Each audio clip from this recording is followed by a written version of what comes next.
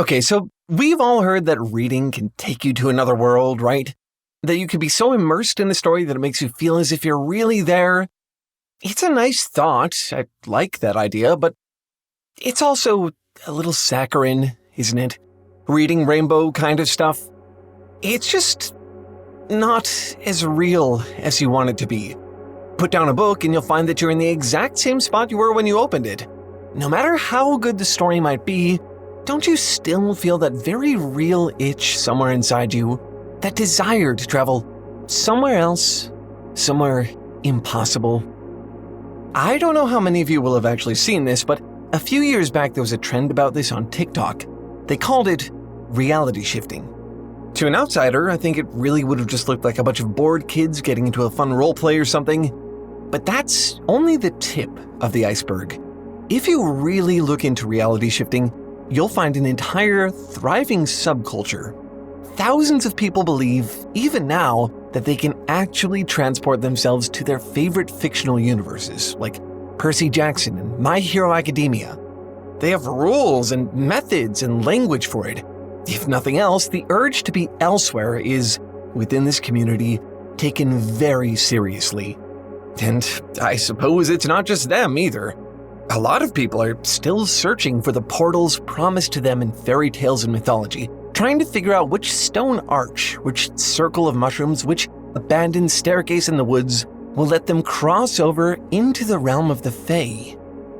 Around the world, you'll find real landmarks believed to be entrances to the underworld. As silly as it feels when you watch Reading Rainbow, the desire to leave this reality and enter another one is so real, it almost hurts. In fiction, there's usually some sort of specific process involved in getting to the other world.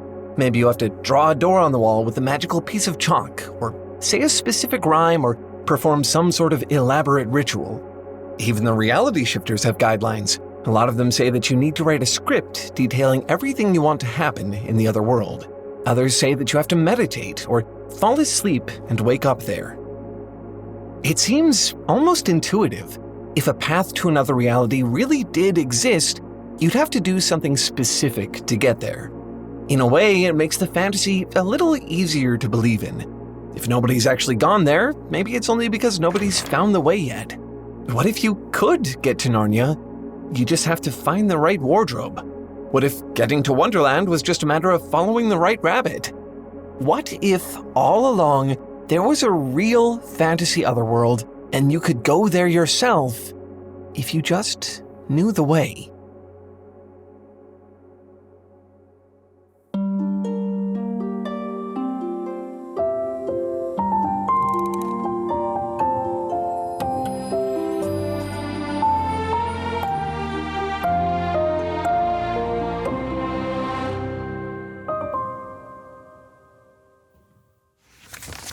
Really quick, before the video starts, I just want to tell you about Foundry behind the machines. There is a lot that goes into making this show, and a lot you will probably never see. But our humans, bit by bit, have started to share that process. Sometimes they'll stream their research long before a video ever makes it into the pipeline. Sometimes they'll make forum posts, brainstorming an idea. Thumbnails are one of the funnest things to work on here, and they do a lot of that too. And sometimes they'll just hang out and play games and stuff. It's all right there in our Discord server, available to anyone who supports Foundry anywhere. You could become a YouTube member, you could join our Patreon community, you could even subscribe right in Discord itself. All of them cost exactly the same amount and will get you access to anything and everything behind the machines. Foundry has always been about more than just video content. We make these videos to inspire and to be inspired. A big thanks to everyone who joins us in that process. We couldn't make this show without you. Okay, thanks so much for listening. Now, on to the video. This is Ophelia, a brave little girl who has a very difficult time following the rules. After moving to a new home out in the country, she discovers an overgrown labyrinth nearby and just cannot resist exploring. Inevitably, she finds her way to its center. This maze, it turns out, is the only remaining portal to the underworld. And there, at its entrance, she meets a creature from that bygone world, an ancient faun. He recognizes her immediately. She is, he says, the reincarnation of the lost fairy princess of the underworld. Her throne is still waiting for her, even after all this time. But before she can take it, she has to prove who she is. And so the Faun gives her 3 tasks. She must follow the instructions exactly, without a single misstep. Only then will she be able to return to her true home. Each task requires Ophelia to make tiny sojourns into the underworld. First, she must retrieve a key from a giant toad in its magical chamber beneath the old tree. Next, she has to confront a flesh-eating monster in his ancient dining hall. For the final task, she needs to open the portal in the Labyrinth by spilling innocent blood. She has a chance to do this by sacrificing her newborn baby brother, but she refuses and sacrifices herself instead. In the end, it's her own innocent blood that allows her to open the portal and awaken as the princess. Ophelia goes to the otherworld many times throughout Pan's Labyrinth, but the film isn't really about that otherworld. The most magical elements of the story all have more to do with the directions than the destination. I think this is something you actually see a lot in Portal fantasy. The process of getting to the otherworld is just as enchanting, if not more so, than the otherworld itself. It's exciting to think not just of what another reality would look like, but what you do to find it. Pan's Labyrinth is a particularly interesting example of this because Ophelia doesn't follow the instructions. Almost every time she travels to the underworld to perform a task, she follows her own instincts instead and does something wrong. She actually breaks the rules. But, as it turns out, that was the whole point. The real test the Faun was giving her was not one of obedience, it was one of self-determination. Can she decide what's right and wrong? Does she have the wisdom and discernment befitting the lost fairy princess? Ultimately, her path to the otherworld is laid out not in a series of ritualized instructions, but in a series of personal decisions. The movie elegantly explores a theme that I think is present throughout Portal fantasy. These stories are often less to do with the otherworld itself and more to do with leaving this one. The instructions are the story. The portal itself is what matters, not so much the world on the other side. The book UnLondon by China Mieville is about a parallel version of London that exists just beyond the boundaries of reality. This other city, UnLondon, isn't your standard alternate universe. It's a surreal urban wonderland. An elite force of sentient garbage cans called binjas, yes, that is a portmanteau of garbage bin and ninja, defend the city. There's an entire district populated solely by ghosts. Bloodthirsty, carnivorous giraffes prowl the streets, and they hunt in herds. When peril strikes this upside-down, topsy-turvy world, it takes an unchosen hero to save the day. That turns out to be Deba Risham, a young girl from London proper. When a villainous, sentient smog threatens to consume the entire city and eventually the world, she decides herself that she's going to put a stop to it. She's not the chosen one, predestined to fulfill a prophecy. Instead, she chooses to fight for UnLondon herself. Question though, unchosen as she is, how is she supposed to get there? There are many paths into UnLondon. You can turn off all the electricity and find yourself there when you turn it on again. You can take the UnLondon Eye, the alternate world's version of the famous Ferris wheel. The villains of the story even use an elevator. So, by herself, without anyone to guide her, how does Deba find the way? The answer, of course, the only answer it could possibly be, books.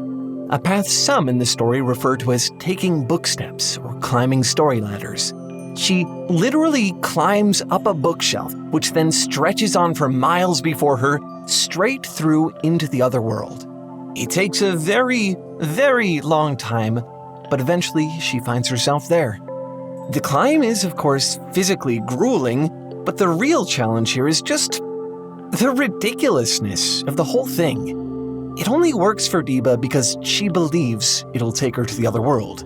She gives herself to the absurdity of the ritual of literally climbing up the bookshelves of a library. It's definitely one of the hardest ways to get to UnLondon, but it works. You can get there any way you want, if you believe you can do it. That whole belief thing, you see it a lot in Portal Fantasy. Remember Dragon Tales? When the kids want to visit Dragonland, they wish on a magic dragon scale. It's not an incantation or a spell, it's a wish. Remember Blue's Clues? There's a reason Steve would say, "We can too." You gotta believe. In Harry Potter, the portal at Platform 9 3/4 operates on belief. At least one person has tried in real life. You can imagine how that went for them, but the point is that they tried. Entering the portal isn't just a matter of following the right steps. It requires something from you, too. Although a portal may be used by many people, its use is almost always personal, too.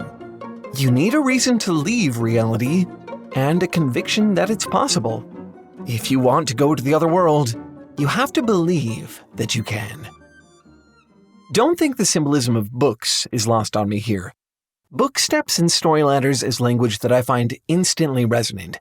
Think about it. How often are books depicted as portals? It might just be the most intuitive version of this fantasy.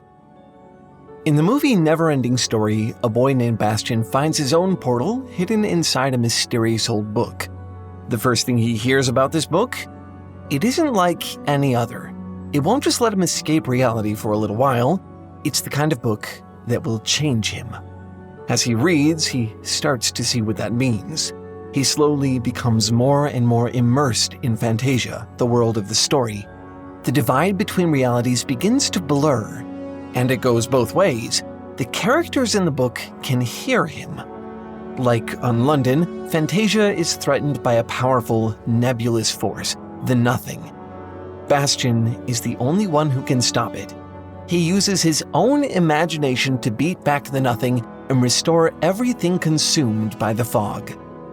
Bastian is the exact type of kid you expect to be able to use a fantasy portal. He's lonely, but he has a vivid imagination. He loves to read, so much that he stole the book, The Neverending Story, from the bookstore for himself. He wants that adventure. He wants the book to change him. Milo, the protagonist of the book The Phantom Tollbooth, is not like that. He's a kid who doesn't see the point in anything, whether it be reading books or solving math problems. He's not interested in the toys in his room or going outside. And, quote, since no one bothered to explain otherwise, he regarded the process of seeking knowledge as the greatest waste of time of all. One day, he finds a box in his room. It contains a magic toll booth and a set of instructions on how to use it. It takes him to the Kingdom of Wisdom, an adventure that leaves him in awe of everything he once thought a waste of time. He visits Dictionopolis, where words are grown on trees, and Digitopolis, where numbers are mined in caves. He braves the mountains of ignorance and rescues the Princess of Rhyme and Reason. By the time Milo returns home, he doesn't even need the toll booth anymore. He's learned to appreciate the time he has and to find wonder and curiosity everywhere he looks. Okay, so far I've talked a lot about literal portals and paths to literal places. The Neverending Story and the Phantom Tollbooth do both have those things, but they work in an interesting way. In order to enter and navigate the otherworld, Milo and Bastian each have to use their own imaginations. In Bastian's case, his imagination is literally what saves the world. The metaphor is very hard to miss. In real life, there is no magic portal, no way to leave reality, no fantasy world you can actually escape to, at least in a literal sense. Instead, you have stories. Remember what I said earlier about how reading takes you to another world? All that saccharine reading rainbow stuff?